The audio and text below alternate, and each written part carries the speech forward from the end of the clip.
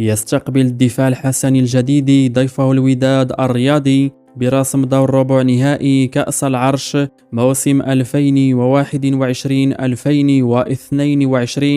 وتأهل الدفاع لدور الربع بعدما فاز على شباب بن قرير في دور الثمن بهدفين مقابل هدف، فيما بلغ الوداد هذا الدور بعدما تخطى اتحاد طنجة في الدور السابق بالركلات الترجيحية بعد نهاية المقابلة بالتعادل هدف داخل كل شبكة. مباراة الدفاع الحسني الجديد والوداد الرياضي ستجرى اليوم في تمام الساعة 8 بتوقيت المغرب، 10 بتوقيت مكة المكرمة. المقابلة ستقام على أرضية ملعب العبدي بمدينة الجديدة، ومن المنتظر أن تنقل على قناة الرياضية.